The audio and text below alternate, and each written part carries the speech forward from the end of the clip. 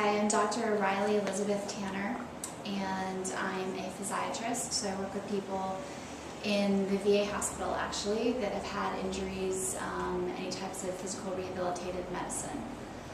I grew up in San Francisco in a middle-class family.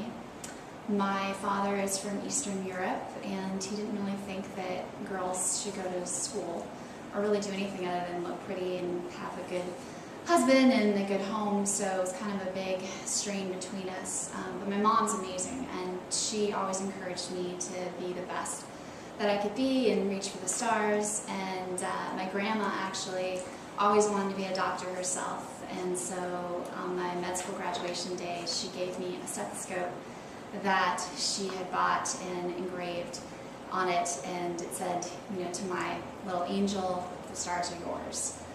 So that's one of my most prized possessions, and I take it with me every time I see patients. I think because of the strained relationship with my dad, I have a really hard time relating to men, and especially trusting them. So I've had a hard time with relationships in general. Intimacy issues are kind of my thing.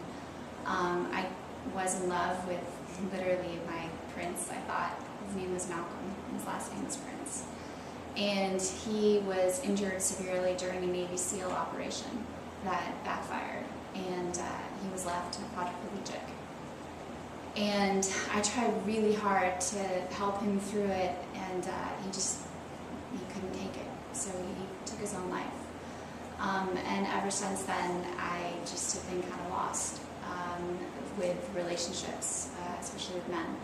I tend to relate to people through their diseases or their injuries much more than really who they are.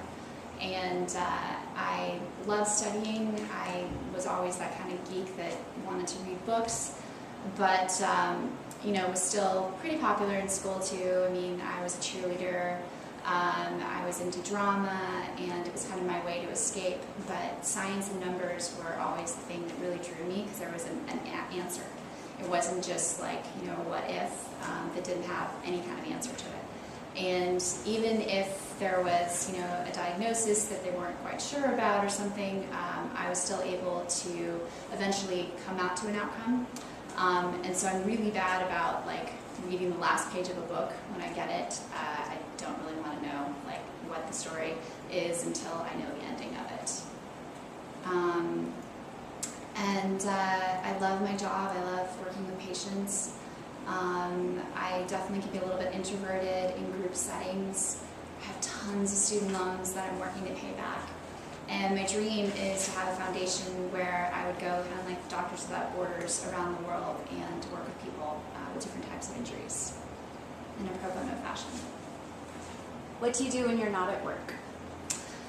I try not to get too, you know, wrapped up in patients and stuff, but I take home my files with me, and I always try to see if there's something I missed.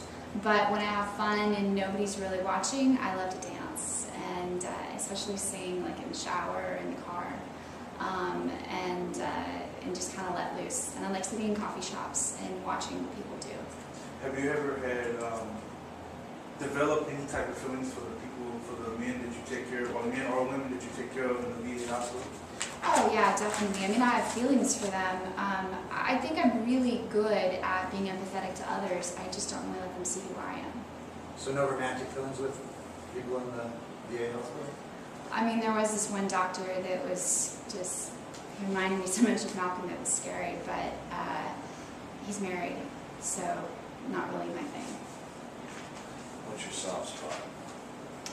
My soft spot is kids.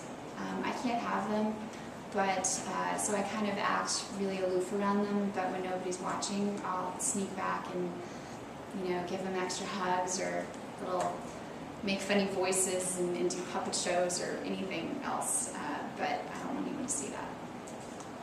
So would you say that you spend most of your time alone, like you tend to be shut off? I definitely prefer to kind of be alone emotionally per se, but I can be in big crowds and, you know, put on the happy face and the pretty dress and blend in really well. My mom taught me how to do that. You know, she kind of had to do that with my dad too. He was always in the spotlight, but I learned really well how to adapt to any situation and be able to relate to anybody.